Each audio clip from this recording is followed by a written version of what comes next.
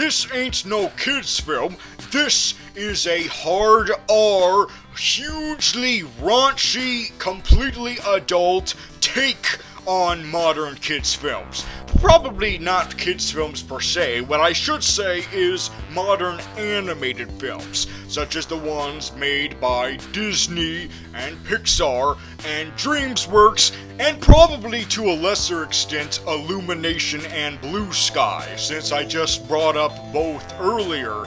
Now, this is a film that I have highly anticipated, and you're probably wondering, hey, why would you highly anticipate a movie about talking food? Oh yeah, that's right, because you're a fat fuck. No, it's not because I'm a fat fuck. It's because I've been waiting and waiting very long for this concept to happen. Not the movie itself, but the idea of this movie, which is a modern, hard, raunchy adult spoof on modern animated films. Because we've had our spoof on classic animated films with Shrek. And what's ironic about the Shrek franchise is that it started as a commentary on animated films, but eventually it became the definition of current animated films to the point where it became what it was making fun of. Just formulaic animated movies you see a dime a dozen now specifically. So you need a new spoof movie. And isn't it appropriate as all hell that you would get one of the people who worked on the Shrek movies to be involved in this movie? Yes, this movie is co-directed by the guy who worked on the first Shrek and co-directed Shrek 2. Not to mention he's the voice of the freaking gingerbread man, so that means he's experienced in the idea of animated anthropomorphic food items.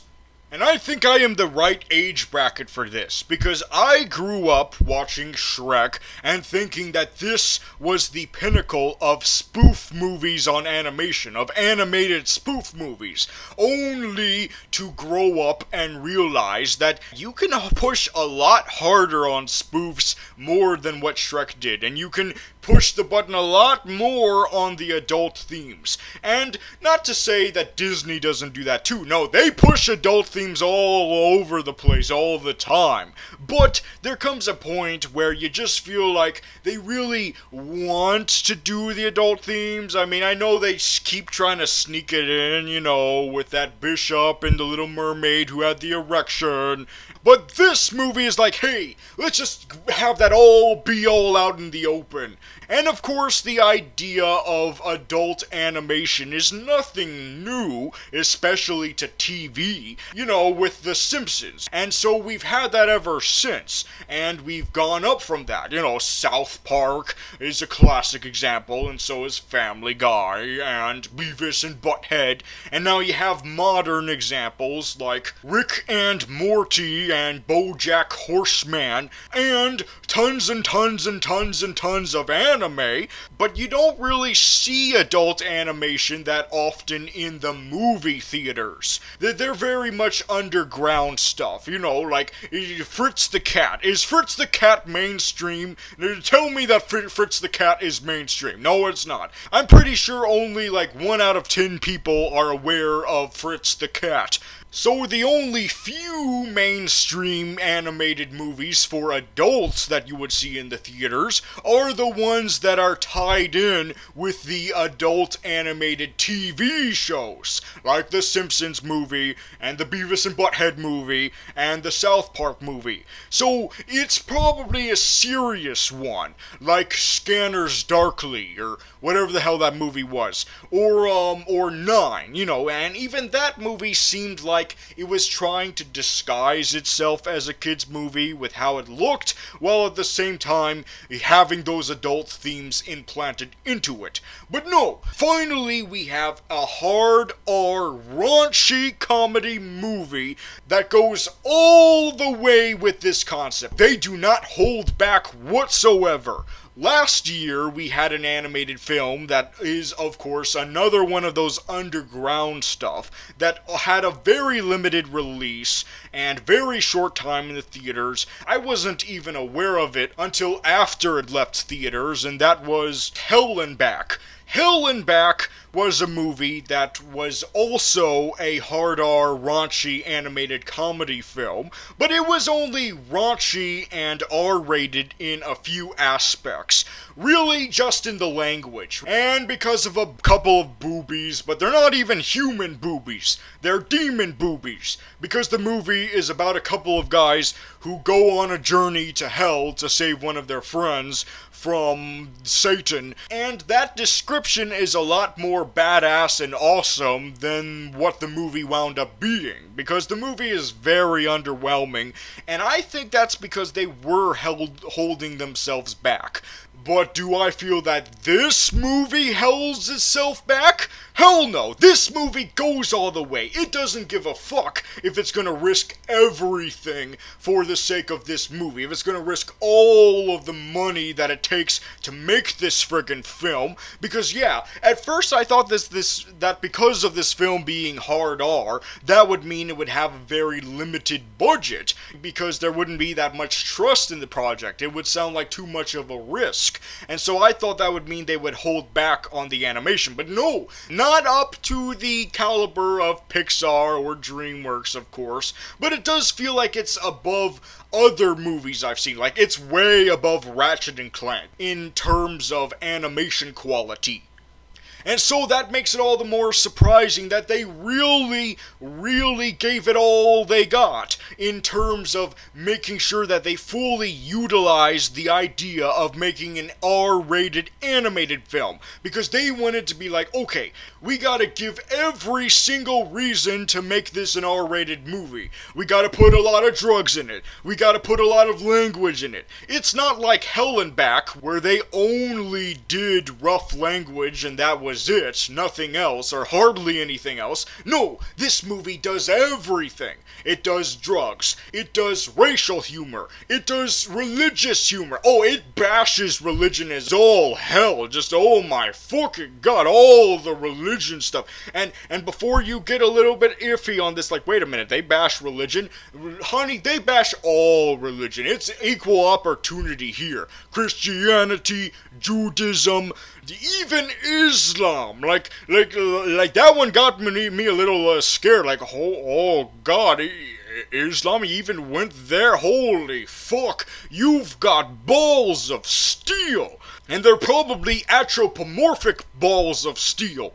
And I don't believe they're doing that purposely to take a jab at every single minority possible, like every single demographic. They make fun of white people, of course. This is equal opportune.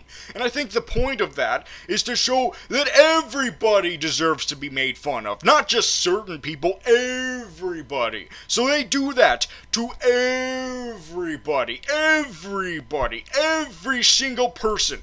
Themselves, other people, everything gets made fun of in this movie. And I think that's great, that if you're gonna laugh at certain things, then you should laugh at everything, including yourself, and they do that.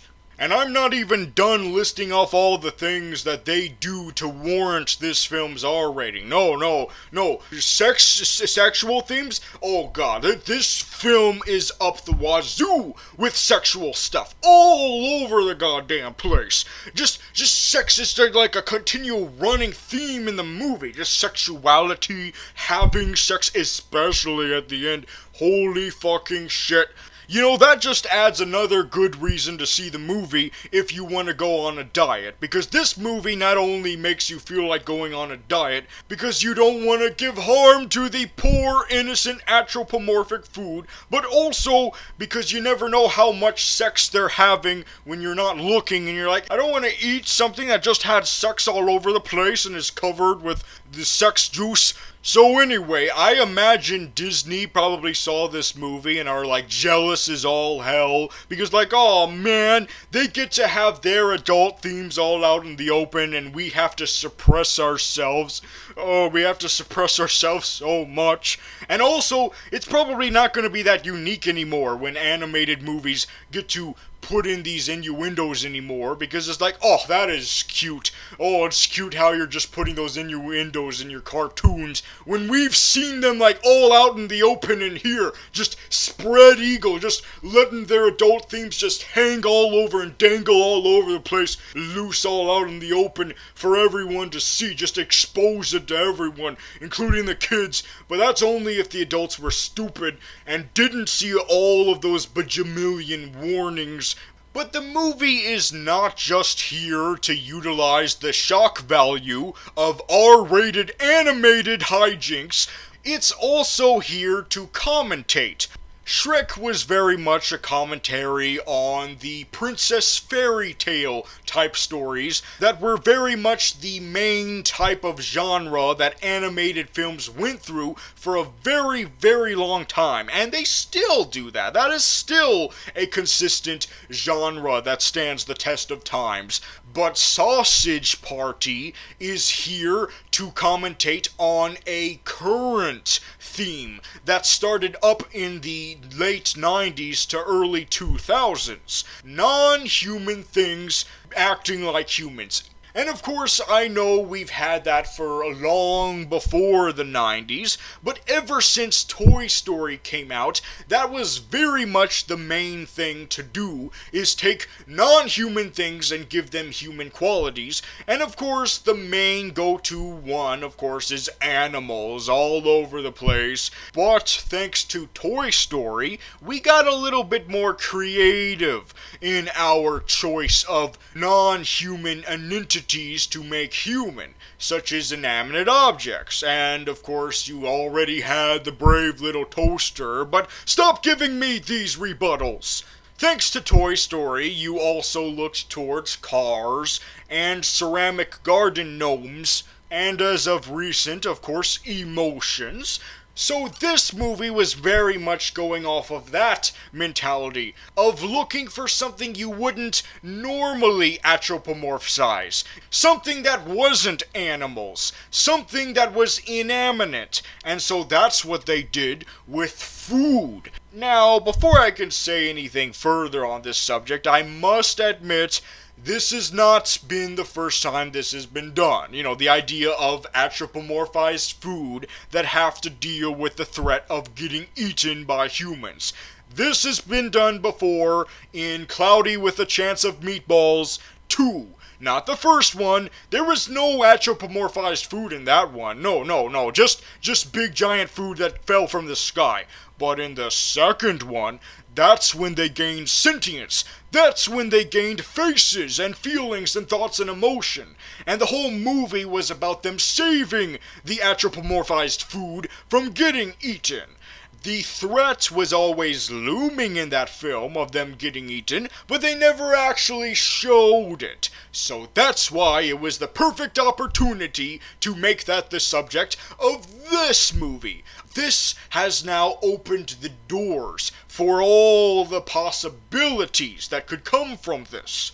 Adult animated movies could actually be a mainstream thing now. Now, of course, this movie was not number one, but hopefully, despite that, this movie will still be able to rack in enough of their own anthropomorphized dough to warrant more movies like this, because Seth Rogen has said he is interested in doing sequels to this, but also other animated films. Yes, he wants to make more of these. And of course, Seth Rogen is no stranger to combining raunchy comedies with subgenres you wouldn't immediately think to combine with raunchy comedies. First, there was the post-apocalyptic raunchy comedy with This Is the End. Then, there was the real-life political controversy raunchy comedy with The Interview. And then, there was the Christmas raunchy comedy with The Night Before. And now, you have the animated raunchy comedy with Sausage Party. But now that you've done the impossible with this mainstream raunchy cartoon, you can't just rely on the shock value of such a concept when you do it again for a new animated raunchy comedy, because you already did it before. But now you have to more focus on what you're adding the raunchy comedy to. Like with this movie, with the fact that the main characters are shaped like penises. That's a good reason to have an R-rated comedy. You basically have a bunch of talking penises. One of the main pet peeves that people have with Toy Story is that they keep wondering why the toys pretend that they're inanimate when the humans see them. And you could argue that that's also something you would probably wonder with the talking animal films too. Well, you know, the humans probably just can't understand them. That's why, they just don't understand them. Like with the movie I just talked about. But with Sausage Party, you don't have that luxury of just having the characters talk without the humans understanding them. Because you have the issue of them having arms and legs and faces. Wouldn't the humans notice that? But when we saw the trailers, we saw right off the bat that apparently the humans see the food as mere objects and don't see the arms and legs and faces. So we just thought, okay, so I guess that's how the logic is of this universe. Alright, that's fine. So we would have just accepted it that way. But the movie was like, no, let's actually explain that. Let's actually explain why the humans see them as inanimate objects.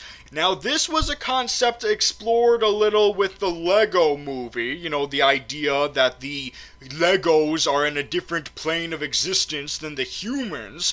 But this movie fully explores that concept all the way. So in a long story short, this movie gives explanations to things that other animated movies would either ignore or give less detailed explanations for. But after that awesome epilogue, that's possibly one of the best epilogues of ever in movie history, the movie makes a little bit of a mistake. It decides to go into meta territory.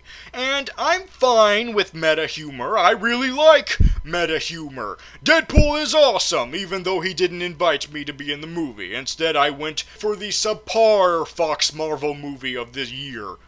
But even though I do like meta humor, I felt like that was not the right way to go for the ending of this movie, because we spent so much time in this world and exploring the physics of this world and the way this world works that it just felt kind of cheap to go extra super meta at the end. Because then it meant that all of this logic that we explored in this movie that was really cool and awesome is just written away. It's just all written away. It's like, oh, it's all a cartoon. That's why this all happened, is because it's a cartoon. And I didn't like that. I liked living in this universe as a universe instead of being reminded that it's all fake. But that's just a personal pet peeve of mine, I guess. But frankly, it is enough to keep this from being a perfect 5 out of 5. It is enough, but that doesn't mean I still don't like it as all hell, because not only are they commenting on the tropes of modern animated films, but, as I said earlier, it does have strong themes of religion. Not just to make fun of it. I mean, I know you have your few jabs here and your jabs there, but no, there's legitimate commentary of it. There's legitimate philosophy going on here about the filmmaker's views on religion. You could say that it's very heavy-handed, what they're talking about with this, but you could also just chalk that up on this movie being a commentary on other animated films that would do that, especially with one we just had earlier this year, Zootopia. That was one of the big criticisms of that movie, was that it was giving us a heavy-handed, on-the-nose allegory on current issues, and that's what this movie does, but still acknowledging that it's really, really on the nose. And another thing that makes its commentary like Zootopia is that it's acknowledging both sides of this issue. It's not just criticizing religion in general, no, it's criticizing the criticism of religion too. By the way, I know this channel likes to specialize in their villains. Just one of the most awesome villains possibly in film history, this one right here. Not only is he a representation of the modern type of people nowadays that are jerkholes to other people, but also he is a representation of an inanimate object that you would probably also utilize as a rememberable villain.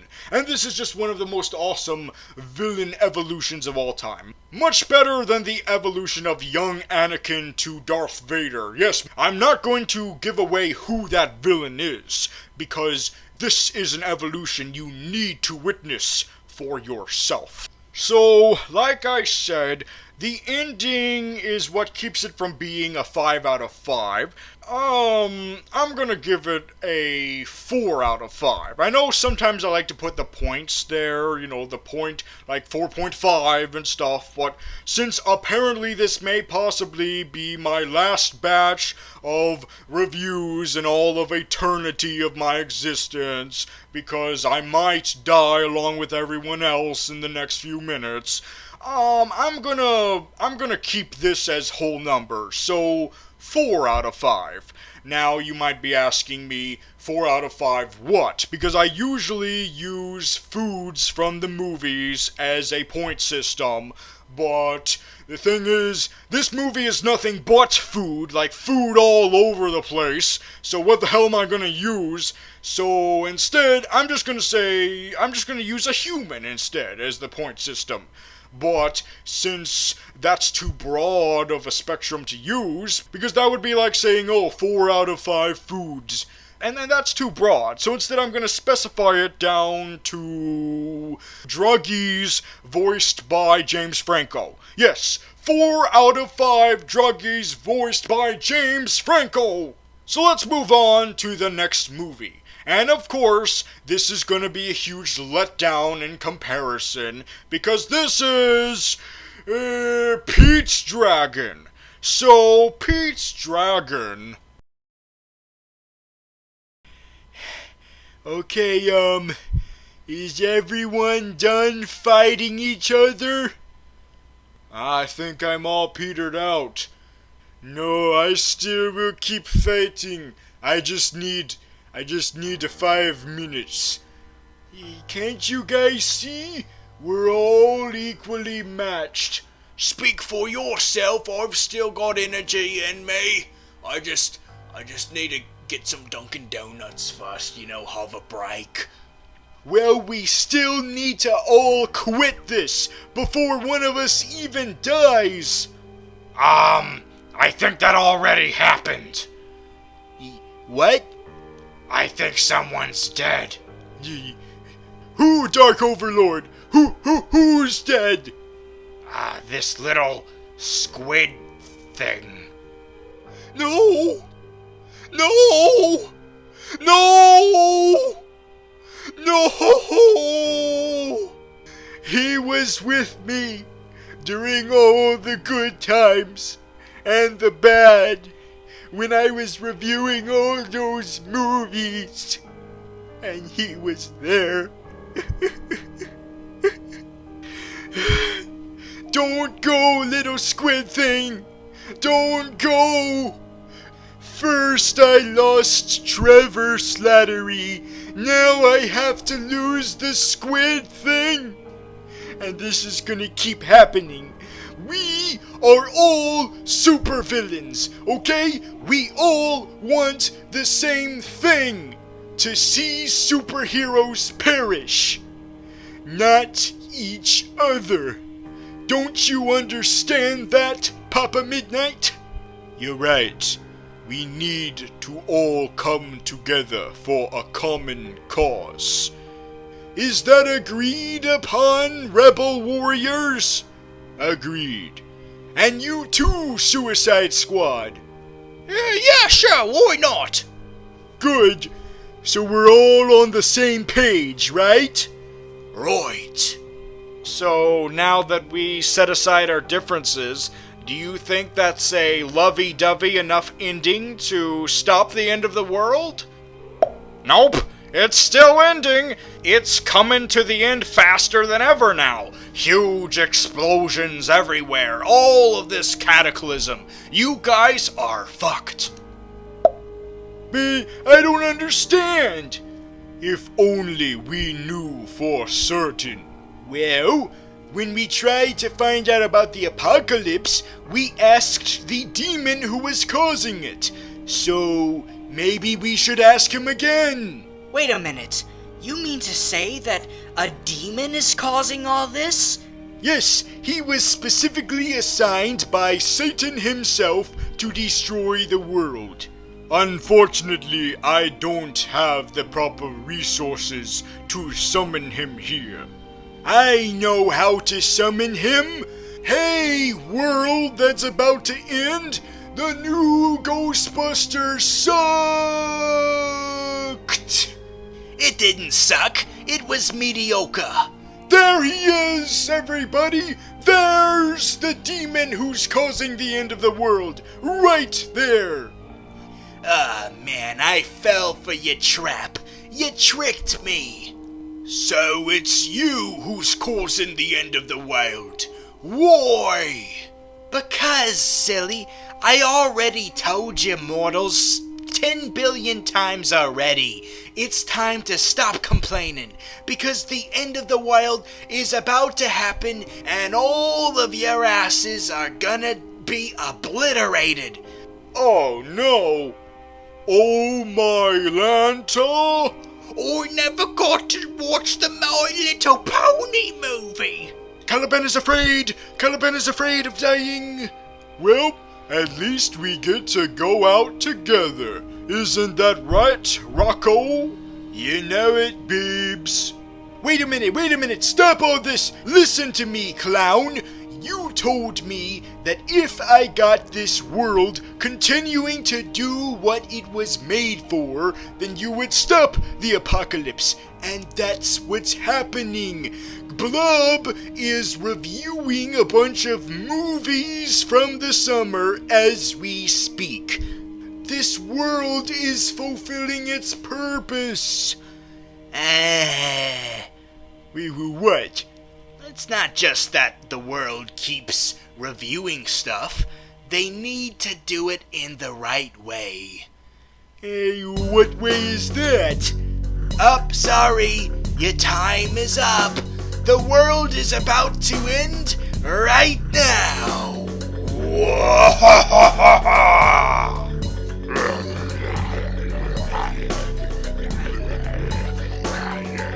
Oh no, we failed! Oh, the whole Earth is gonna be destroyed and it's all our fault! We didn't stop it in time!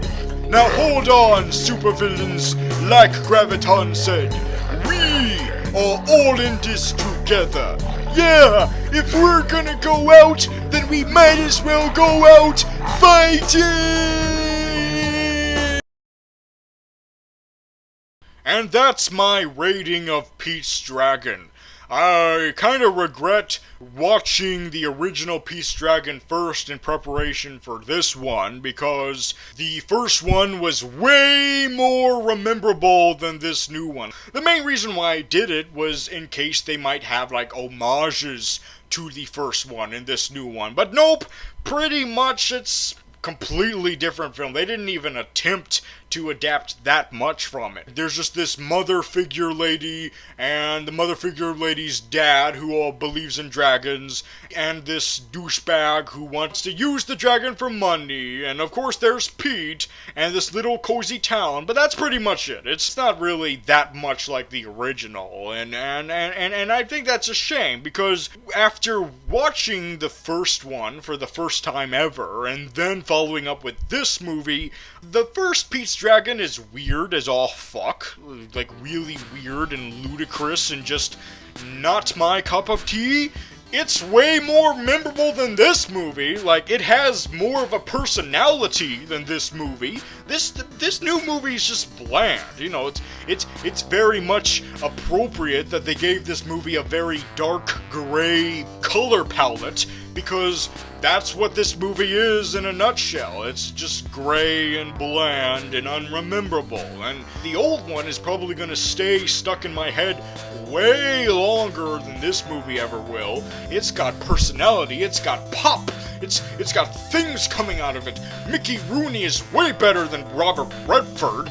So that's my review on the classic animated Pete's Dragon.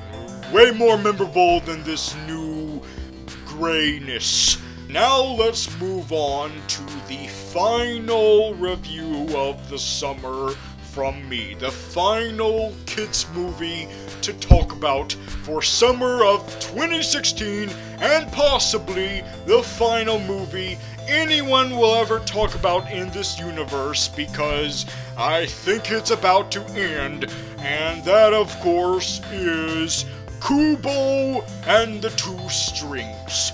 Now, the reason why I very much anticipated this film more than other people might is because this is from a particular film company that I have not lost unconditional faith in, and that is Laika Studios. Yes, Laika Studios. It sounds like I'm saying like a studios. But seriously though, Laika, unlike Pixar, they haven't gotten full notoriety out of it yet. There's probably a lot of people who don't realize that all of these films are made by them. Now, Laika is responsible for Coraline, Paranorman, and Box Trolls. Now, all of these movies are probably what a lot of people just dust off as just, oh, another claymated movie. But keep in mind, there's not that many claymated movies out, and there never really was. I think claymation has been consistent in being the thing that you would see every couple of years. And for the most part, you would only see Aardman making the claymated movies. Not even Disney would touch that stuff. And if they did, they would just be like, hey, Tim Burton, take care of that shit for us, okay, Tim Burton? But now there is a new contender. Well, technically not new, because they've been around since 2009, and that is Laika Studios. They are the production studio you rely on for really good adult-themed animated movies that are still for kids. You know, it's not like Sausage Party, but you can still get a lot of joy from the adults for, and that's what makes them really unique, because even though I still watch Blue Sky films and DreamWorks films, I've gotten to the point where I don't feel like I need to watch every DreamWorks film or every Blue Sky film. I've skipped a couple, and I probably will continue that. Like, Boss Baby, I'm probably gonna skip that. I'm gonna watch Captain Underpants, though. That's my childhood right there. But Boss Baby, yeah, I'm probably gonna skip that. But I don't feel that whatsoever for Laika Studios. I feel inclined to watch every single thing that comes out of them. Yeah, I have faith in them. Unlike Blue Sky and DreamWorks, where I'm a little like mellowed out from them. I'm like, if I'm interested, I'll watch it, but whatever. But with Laika Studios, they have me. Every time. They will have me for their next projects, whatever the hell they are. Because they're not afraid of going really adult while still keeping it for the kids. With their first film, Coraline, they weren't afraid of going to dark, scary themes. Very dark and scary stuff while still keeping it a kids' film. But then with Paranorman, you think that that's also the direction it's gonna go, is dark, scary, supernatural themes, but no, that's just a little bit of what they do adult-like in that film. The other big thing is the themes of acceptance, and the fact that people are gonna be different from you, and you really shouldn't see that difference as an issue at all. And that's what that film does. There's an actual gay person. He is not implied to be gay. He actually flat out says it. I'm here, I'm queer, I'm in a kid's movie, get used to it. And then you have Box Trolls. Now with that one, it's not the darkness that makes it adult, no, it's the dark comedy. Yes, they put in dark comedy in the film. You know, you can check out all that in my full-on review of that movie I did back in 2014. The early years of a few blobs of your time.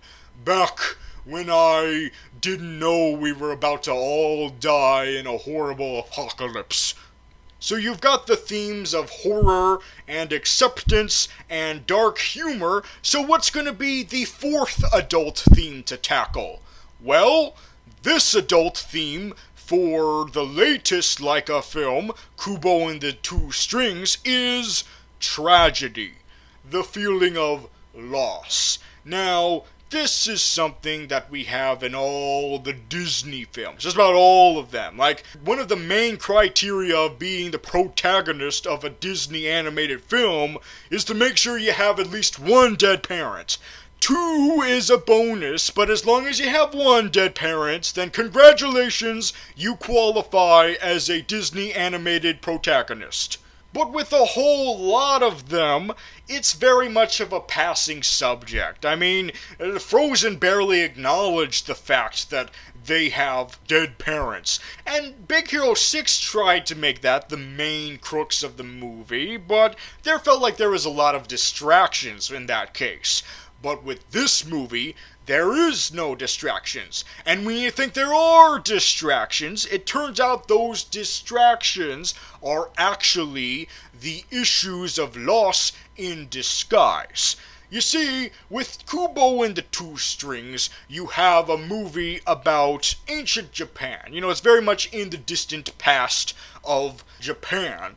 And so I thought it was really great to see, you know, another movie, you know, after a long while, you know, really get into this culture, you know, really show what this culture is all about for the American audience who's probably not too familiar with that. They fully embrace what their beliefs were, you know, the ideas of their concept of the afterlife and the way they dealt with death, and they fully embraced that. They fully embraced the Japanese culture. It would have been nice if the Asian characters were voiced by Asian actors instead of white people after white people after white people after white people after white people. Like, just about the entire main cast of this movie is white.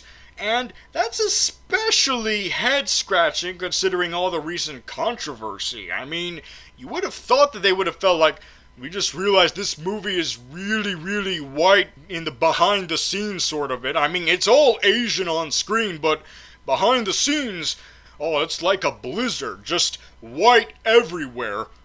White Charlize Theron, white Matthew McConaughey, white Voldemort. Yes, Voldemort is in here. The whitest of all white people of all whitedom. The person who is known for playing a pale white albino man is voicing an Asian in this movie. And do you know who else is here? An actress who is no stranger to playing a character who's intended to be not white. Rooney Mara, who played Tiger Lily in Pan, is playing another non-white character here too. And not just one of them like last time, but 2 of them. 2 non-white characters. They couldn't even get an Asian actor for the kid. They couldn't even do that much. They got another white person.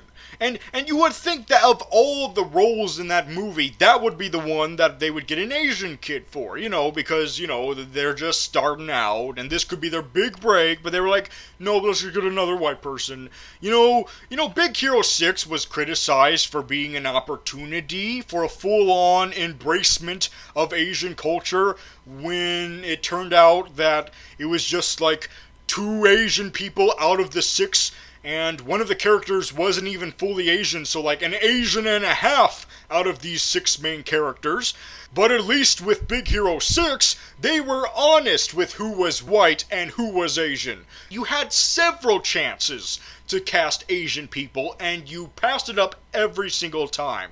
I would have been okay with a couple of people being Asian, I would have. But the fact that you gave every single major character a white person to play them, thankfully the movie was able to speak for itself, and it made me forget about that. It did. It really did make me forget about that. But after I watched the movie, and I saw the end-credit sequence where it told me the names of all the actors, that's when it reminded me, like, oh, wait a minute.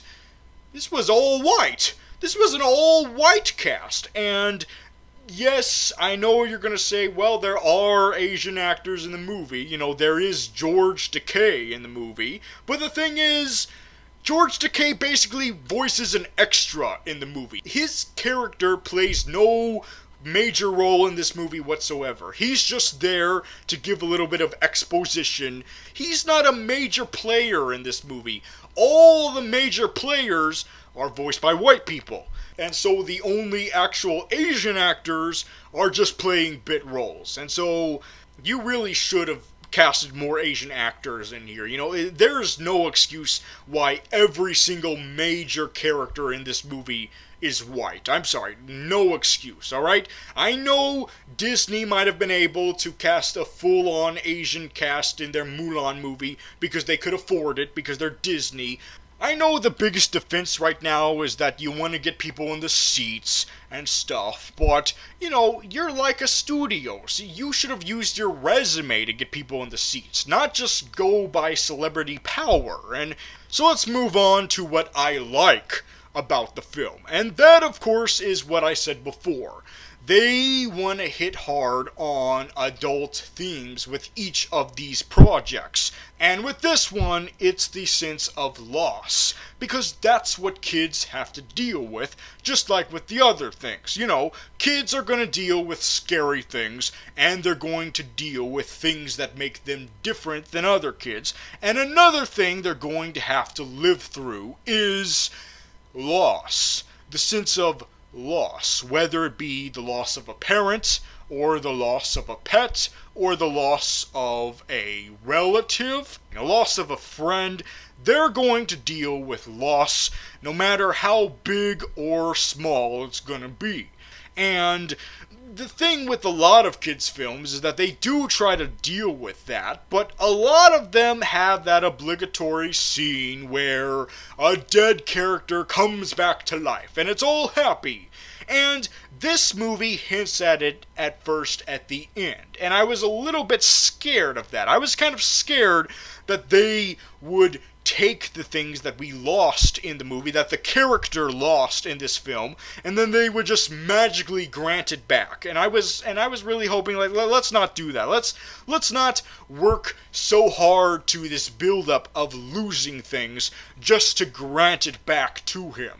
And it does not seem like that's the case. I'm not completely sure, though. It does seem at first like he's got what he lost back, but when you really look at it, you think, no, that's not what's going on here. It's not that what he lost is coming back. It's that it's back, but in a different way. And I think that's what the message is here that they're conveying, is that when you lose something, that doesn't mean you fully lost it.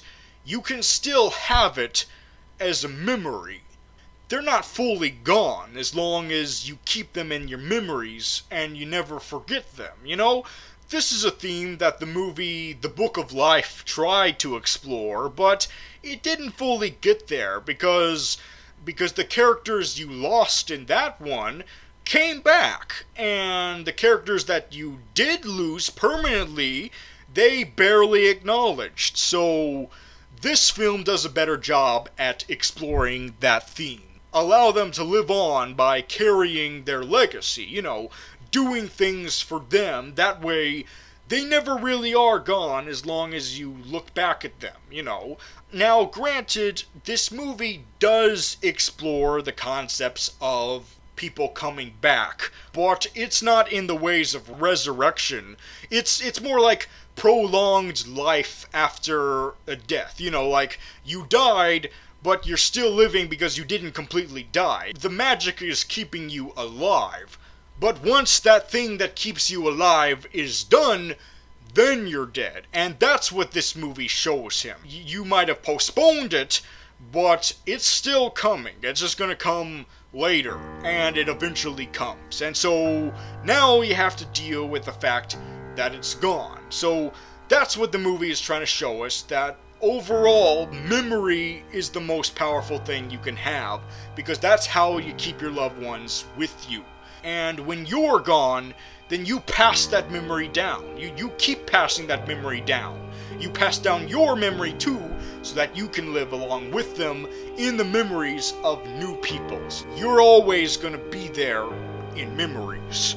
And that's what the movie uses as its own form of magic, you know, as its own weapon, to the point where it's used as a weapon against the villain. But then when you see what they do to that villain afterwards with that weapon, it's kind of really fucked up. Like, this movie kind of has a fucked up ending with how it treats its villain at the end. Like, what the fuck? I won't spoil it, like I said, you know, only a minor spoiler, but yeah, that's kind of fucked up. I'm not sure if I agree with the morals of how they deal with the villain at the end of this movie. It's not enough to leave a bad taste in my mouth. This movie is still very enjoyable, and even though it's a bit of a bummer, and you know, it is a bit of a bummer way to end out the summer season with a bit of a downer, you need some tragedy, you know, with your movies. You know, it's a good balance, and I think it's a really great lesson for kids, you know. It's a lesson that a lot of other animated films attempt to teach, but not all the way. You know, they got their comedy bits and all the stuff to pad it out. But this movie, you know, with their comedy bits, which you have a lot of, when it hits with its tragedy, it hits really, really hard. And unlike other kids' movies, it does not undo those tragedies. Those tragedies are permanent. And I think that's what grants this film a 4 out of 5. It's not a 5 because of that questionable morality at the end, but it's a solid 4 out of 5. But what is it a 4 out of 5 of?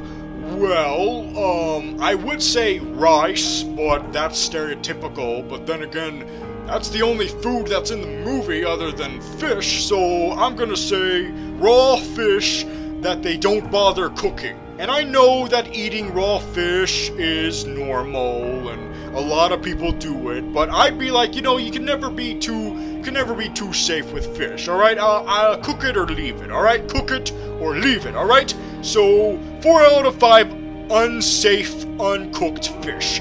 And that's it, guys. That's the movie season of kids' films, and probably the final review I'll ever do, depending on whether or not the universe will indeed end right now. So what do you have to say about that, universe? Are you willing to sputter out and just completely die on us?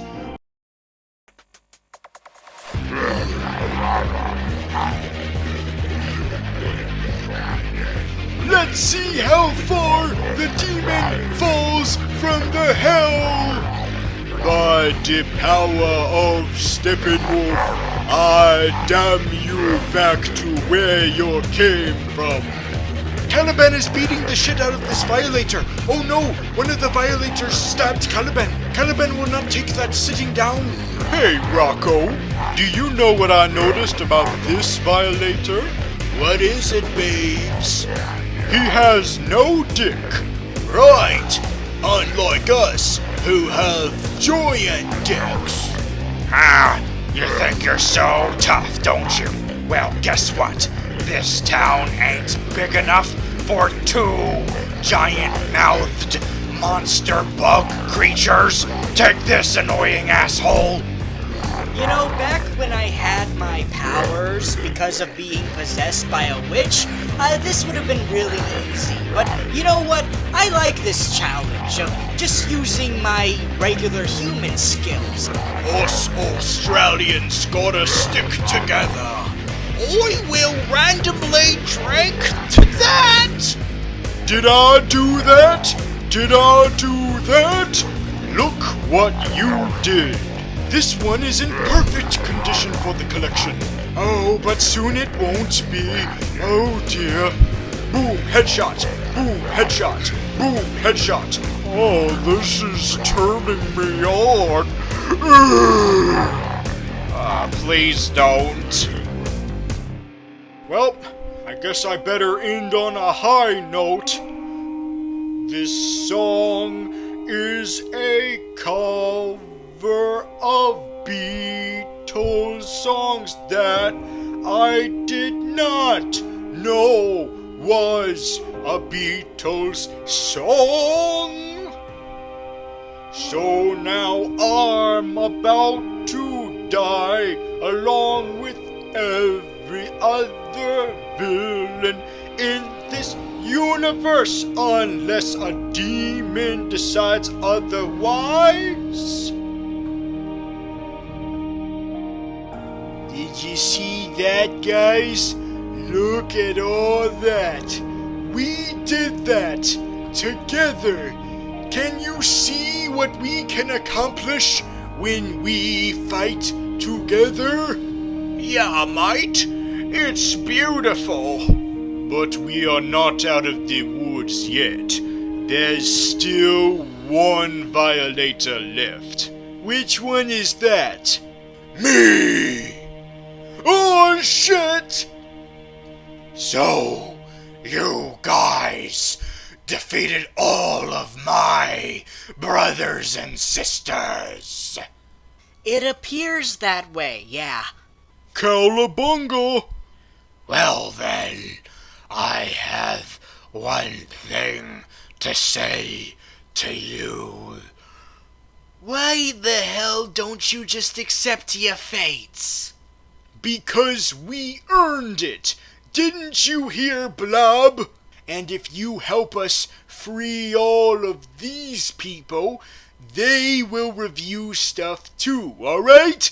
We are willing to make this world a reviewing place again. You've just gotta give us that chance. I'm sorry, Graviton, but I can't. Why? There's nothing stopping us now. I was also naive as you, thinking that it was Amanda Waller from Holding Your Back. But it's not. That's why I'm still in the wild. If it's not Amanda Waller holding us back, then what is? It's yourselves. What? Yourselves. This way you're reviewing things. It's just not cutting it. It's not racking up the views. But this isn't about the views. This is about the experience. This is about the fun of getting to do this. But do you think that's really what's gonna fuel this world to continue its reviews? You're not doing a good job reviewing if you don't learn to grow. I think he's right, Graviton. For too long we've been just reviewing things. It's time that we put a unique spin on it. Something that no one else would do. Well, not so much completely in a different way. After all, what's the point of a whole world of supervillains reviewing movies if they don't utilize the fact that they're supervillains? But I utilize that in my post-defeat specials. Yeah, you're getting the hang of it, but you can't just keep it there. You need to apply that way of doing things to all your stuff. Now, to be fair, us TV villains have been doing that since the early days of the channel. But wouldn't it be great if you did that for everything. I mean, it's great to see supervillains talk about movies and stuff, but why not focus on what you're strongest at with movies? And you all know what that is. Being supervillains! Yes, you need to focus on that, because that's your strength. And if you do that, then maybe, just maybe, this world is worth keeping going. Then that's what we'll do. Would any of you guys be interested in that? Yeah, sure, I think so. Oh, why not?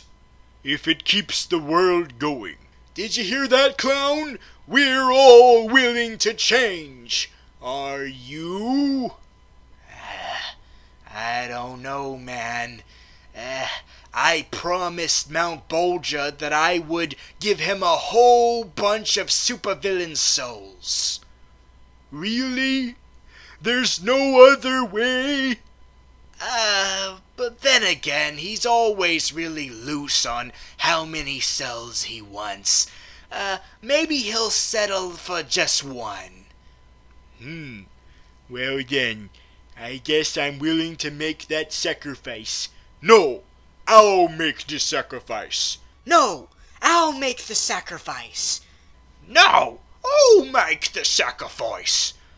I'll make the sacrifice. No, I'll do it. No, I'll do it. I'm gonna do it. Like hell yeah, babes, I'll do it. No, Caliban will do it. I will do it. I'll do it. I'll do him. What the hell, dude? Oh, well, all of those guys are willing to sacrifice themselves. I can't believe this. I can't believe it either. Lucifer, what the hell are you doing here? Well, I was here to witness the end of the wild. Really? After all that helping me to prevent it? I just wanted to see if you had it in you. Wait a minute. Aren't you technically Mount Bolgia? Yeah, I go by a whole bunch of different names. Satan, Lucifer, Mount Bolgia, Old Scratch, Ryan Lochte. I like a good variety of personas. Well, is Clown telling the truth?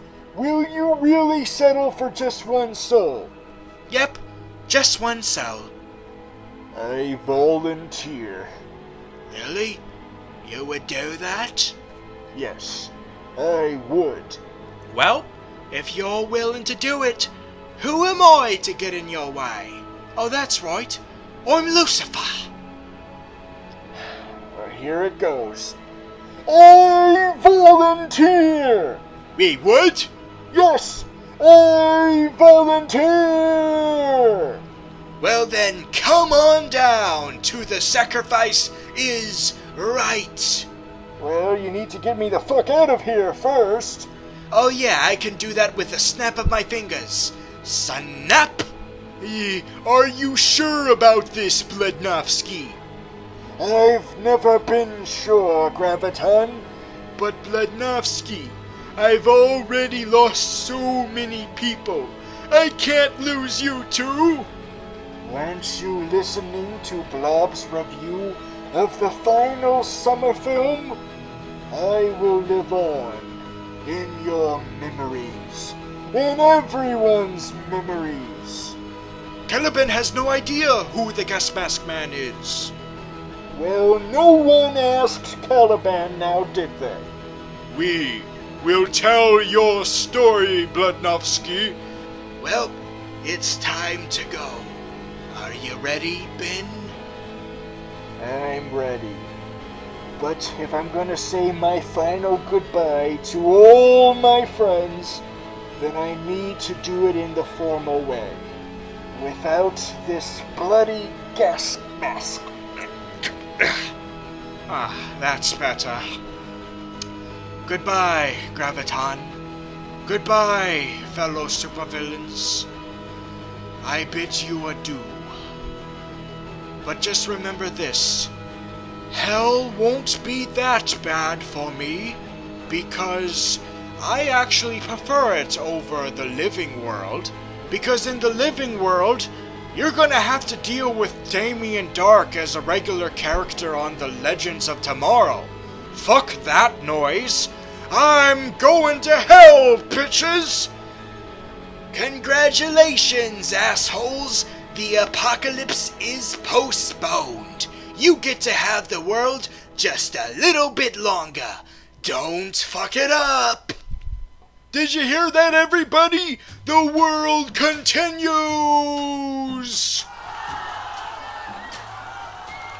Yes, I get to annoy the fuck out of Graviton some more.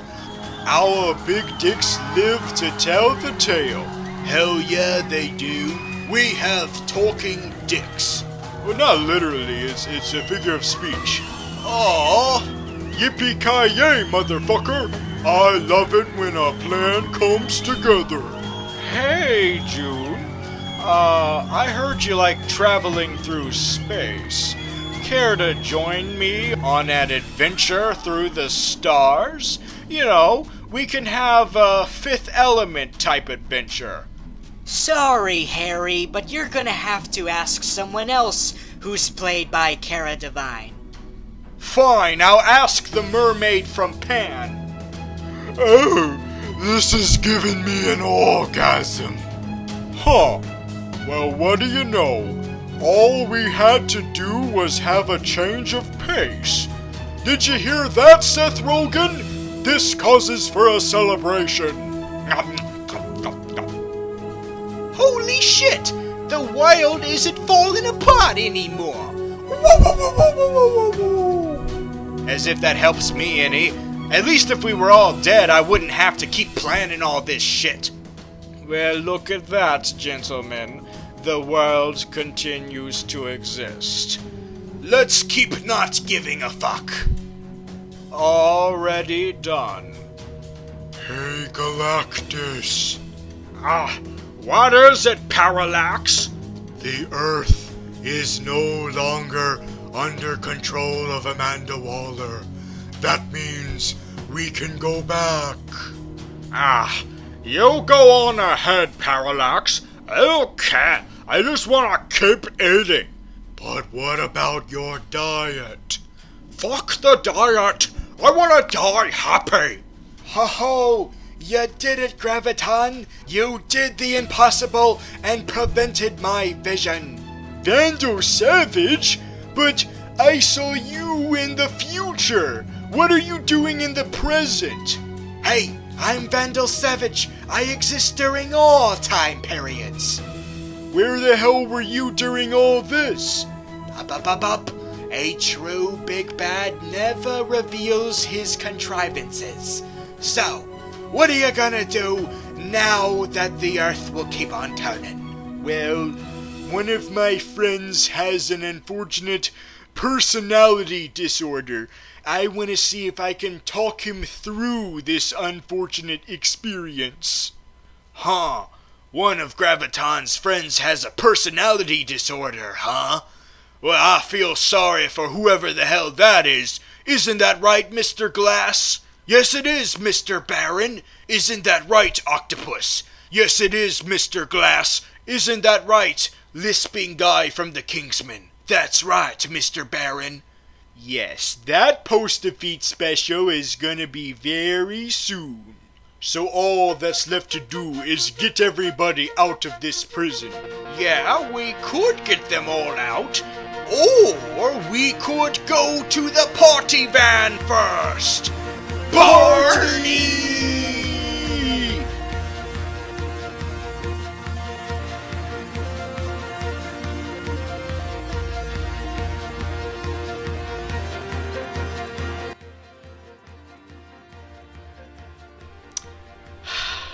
Well, since they keep putting it off, Let's get this electrifying.